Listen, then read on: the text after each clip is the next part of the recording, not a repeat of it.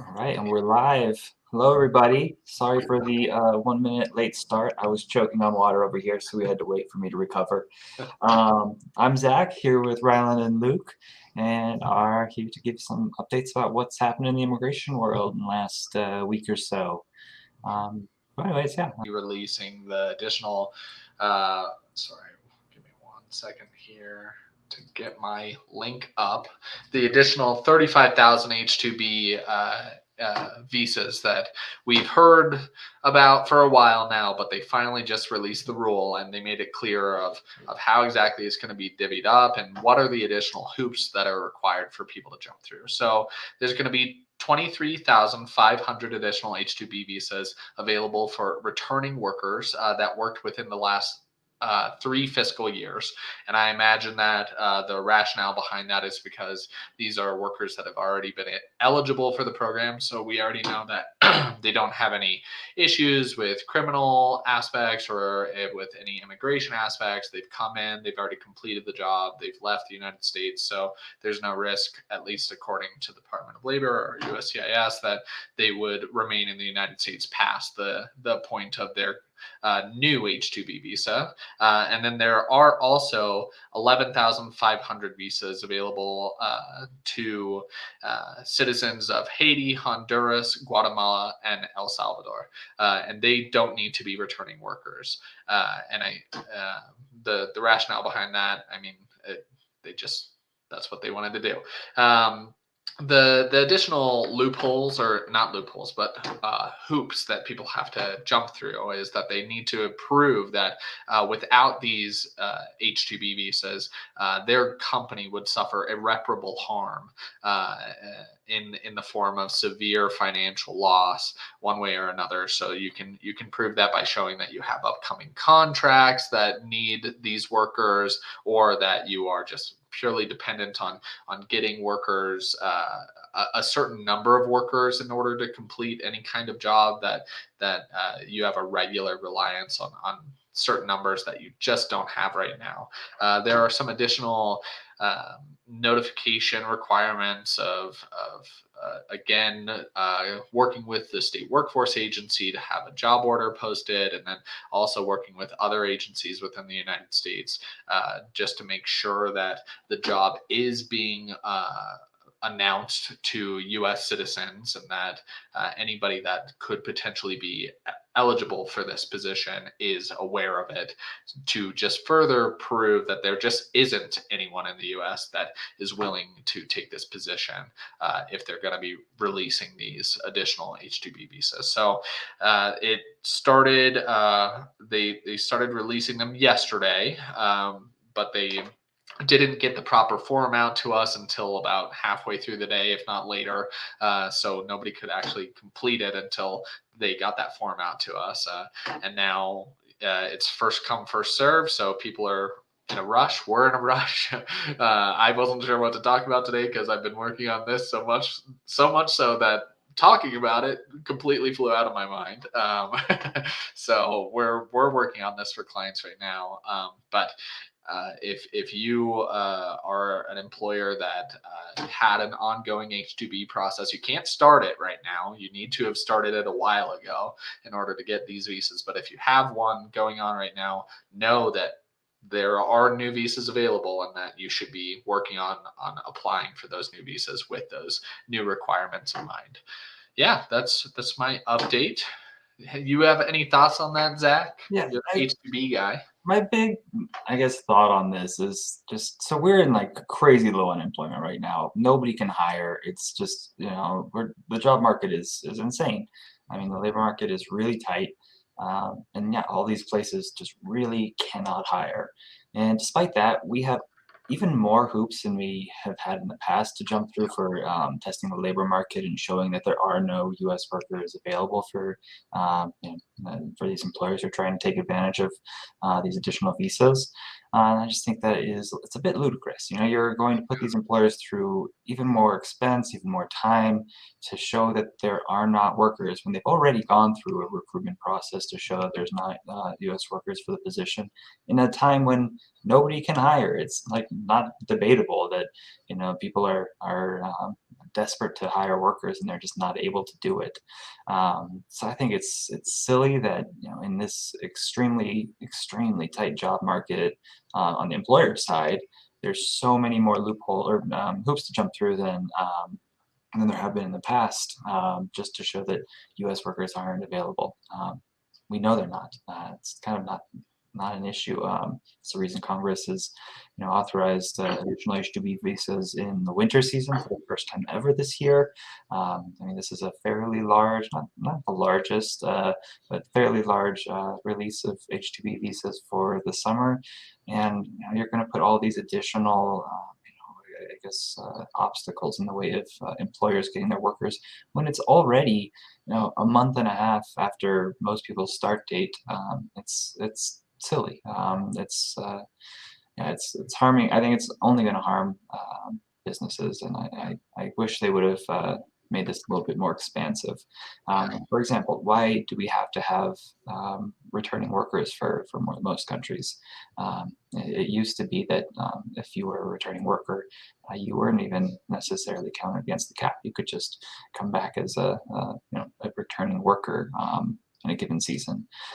Instead of that, being the law, which would allow for way more employers to take advantage of temporary labor like they need, we have this horrible 140-page rule of just nonsense. So, anyways, I'm a little salty about the way this rule came out. I really wish it would have been a little bit more employer friendly than it is, and I also wish there were more visas than there are. Yeah, it's another example of Biden's open border. I mean, how much more open can he get? Gosh, we're really bigger at this point. I mean, but seriously, like this is it's really good that there are these additional visas. They were announced about 50 days ago. They said that they were going to rush to get them out, and here we are. May 18th is when they come out. And they have all these ridiculously restrictive requirements alongside them. So anyways, so I'll get off my soapbox and we can move on. Luke, do you want to jump into non-corporate stuff? Sure. Yeah. So I'll talk about, there's an announcement that came out from the government a few days ago. They said they're going to restart the processing of the Cuban family reunification parole program. That's a big mouthful there. But basically this program, obviously it's specifically for Cubans, and it's a way to allow family members, so U.S. citizens or permanent residents here in the United States, it's a way to allow their family members in Cuba to potentially get here to the United States faster. So I'll just kind of go through the broad program here. If you're a U.S. citizen or a permanent resident, you can file a petition to bring certain family members over to the United States. So that starts with you file an I-130 petition, and then if the person is overseas, you go through consular processing, you apply for an immigrant visa. Well, in a lot of those categories, if you're filing, for example, if you're a U.S. citizen and you file for a brother or a sister, or if you're a permanent resident and you're filing for your spouse or for your kids, for all those visa categories, there can be long waits before there's actually a visa number available for you to come.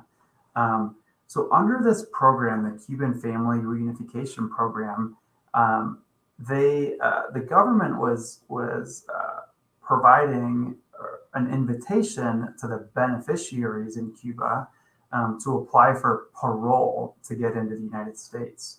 And so what that would do, it would kind of allow that person, the beneficiary who has a pending application, in other words, they're waiting for an immigrant visa, it would allow that person to come into the United States a lot faster than they otherwise could have.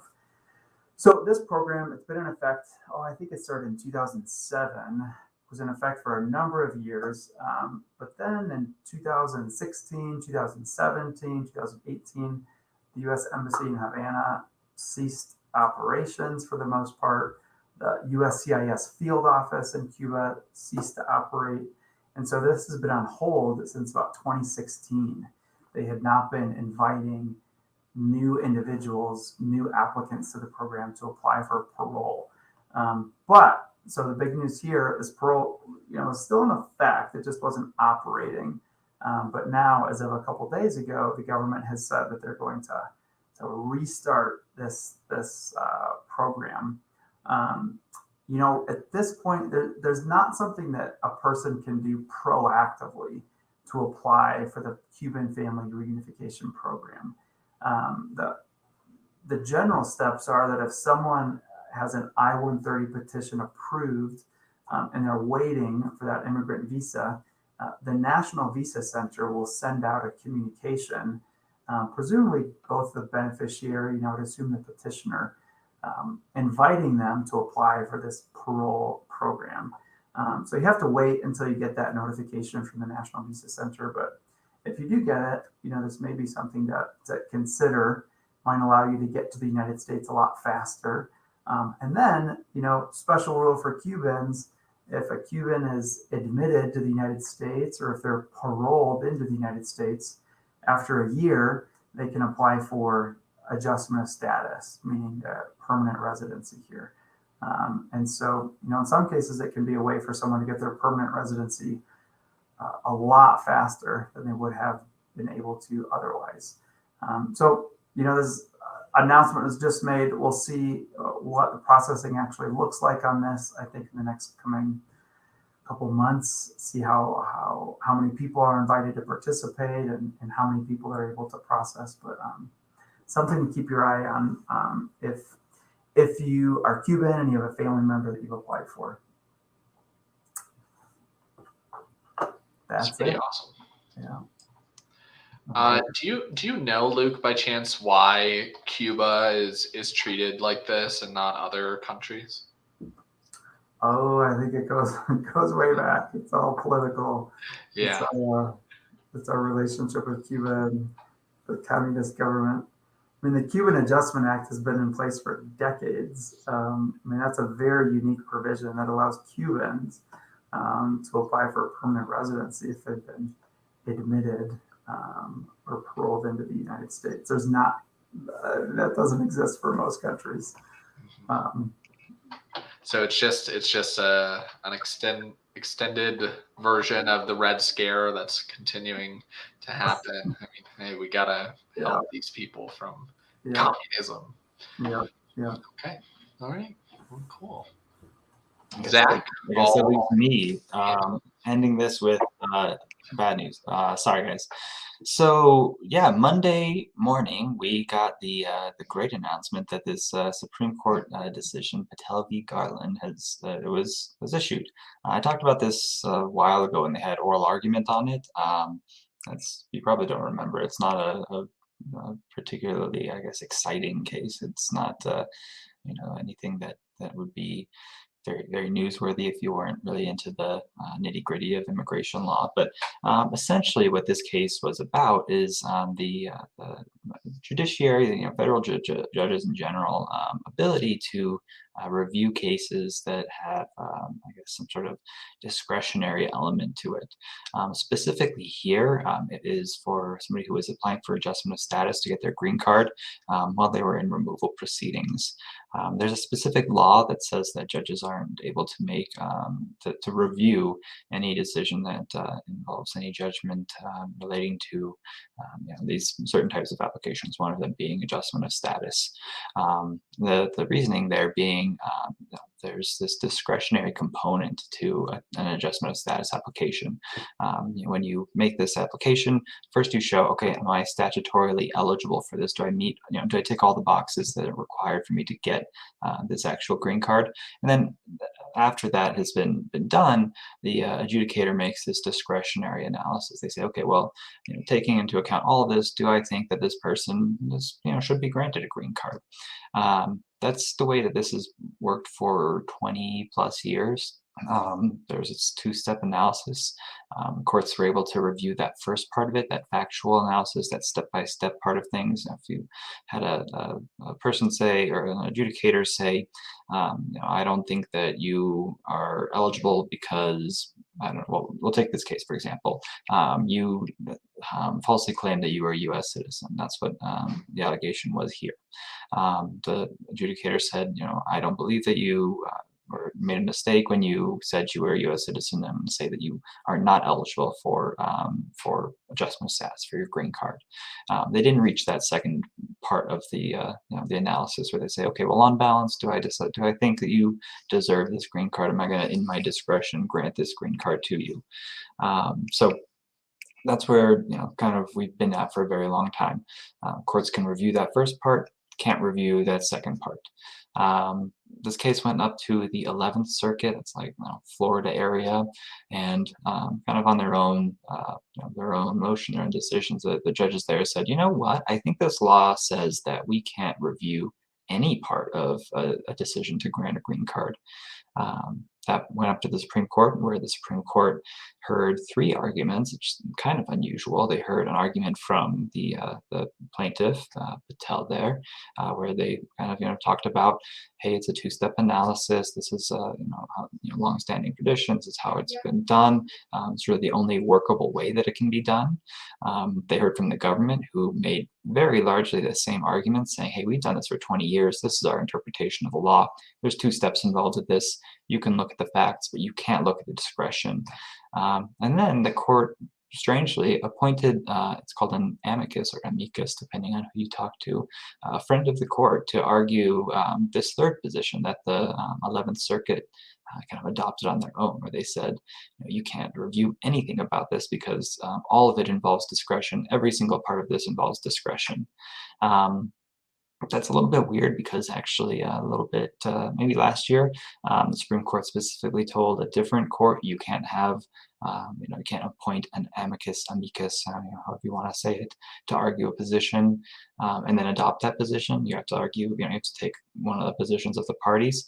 But they did it themselves there, because the Supreme Court, and who can tell them what to do. And anyways, when we finally have now gotten this decision, rather than the 2 arguments that were pretty similar, and that really, I think everybody who listened to the arguments and was kind of reading off what the briefs were saying and things like that expected, which was, they were going to adopt this 2-step analysis, they said, you know what? We can't review anything. We're not going to review any part of the factual underlying circumstances here. We're not going to review discretion. We're going to say this is all tied up in the same pot. This is all tied up in this this non-reviewable non-reviewable decision. It's a horrible, horrible horrible consequences for anybody who's in removal proceedings. I mean, this really is tied just to very specific applications, this specific holding. Right now it's saying, really it's applications for relief from removal and applications for adjustment of status. If you're applying for those in removal proceedings where mistakes could be made, somebody could make a blatant factual error. You go all the way up to the courts, and the courts are not able to hear it. Then they could say, I don't know, what's a really great factual example. They could say that we think that you are a citizen of Mexico, and you're very clearly a citizen of Canada. They deport you for whatever reason because of that, and you go up to the federal courts and say, they made this huge factual error because of this. And the courts say, hey, tough luck, I can't even look at this. I know that you have a birth certificate that says Canada. I see your Canadian passport, but it's been in removal proceedings, so I can't look at this. The bigger consequences are potentially even beyond that. So this decision was limited to removal proceedings, specifically in adjustment of status applications. But this reasoning could be extended to any application that has any sort of discretion involved with it. So depending on how things play out in the next couple of months, we could see courts basically saying, hey, any immigration petition that's been denied that has any sort of discretion, not going to look at it. So it's going to be interesting. It's going to require some really creative lawyering from folks who do take cases to federal court over denials. It won't impact any delay in litigation. So if you're saying, hey, my case has been delayed for a really long time, that's not going to be impacted by this at all. But if you get a terrible denial, they say, hey, we are denying your H2B application because you don't have a degree in, I don't know, engineering, and the record shows that you do have that degree, I mean, we could see if that is something that the courts will even allow in the future. The way it'll have to be is that to argue that those are questions of law and that they're not questions of fact. The facts aren't disputed. Hey, the record shows this. Nobody's arguing about whether it's true or not. It's about how the agency actually applied the law to those facts. And because of that, the court is able to review those decisions. But anyways, it'll be interesting to see what happens in the next couple of months here, which could potentially be really, really bad. Or this could be a lot more narrow and be very distinguishable from a lot of people's cases. But that's the big news in the immigration world. Could be catastrophic, could be it's still bad, but not nearly as catastrophic. Yeah, just we'll see, I guess. Anything to add on that, you guys? Yeah, I had seen, I mean, this has been big news in the immigration world, and there have been a bunch of listservs of attorneys talking to each other about it, what they think they could do about it, how devastating they think it is right now, or how to potentially circumnavigate it, get around it. And I think, yeah, Zach, what I've heard so far is arguments that you were just making right there of trying to distinguish between factual determinations and legal determinations, and trying to get at appeal that way. But we'll just have to wait and see. I hope that route works. Mm-hmm. Yeah, it's going to be just take some good lawyering in the federal court sphere in the next little bit to get all this settled. Yeah, and already so many immigration attorneys are already afraid to take their claims to courts like this, and now it's just even more complicated to try to get around. So, but we're not afraid to do it. We'll do it for you, especially Zach. He's got the strategies. I think it's an absolutely legally correct position to say this is not a factual determination that you have to make. So this decision doesn't bar your ability to review it. This is about whether the agency made this legal error, not a factual error. But it is a bad decision, regardless of if I'm able to make that argument for folks who are in removal proceedings, because mistakes get made in removal proceedings. I mean, it just happens. The caseloads of immigration judges are extremely high, and mistakes get made along the way. So the fact that we can't have this this kind of oversight from the judiciary is bad. So hopefully something happens and this gets reconsidered in the future, not too distant future. But in the meantime, there's your bad news for the week, everyone. Well, thank you, Zach. It looks like we don't have any questions this week. Yes, we're good to go. All right. Well, we will be here next week, same time, same place. And yeah, by that time, there will be updates on the GO litigation, on the DV 2022 litigation. I mean, all those big cases we got going on. So bring your questions, or come ask us stuff about just the more mundane stuff that's happening in the immigration world. We love the questions. But until then, yeah, have a great week, everybody, and we'll see you next time. So yeah. Bye, everybody.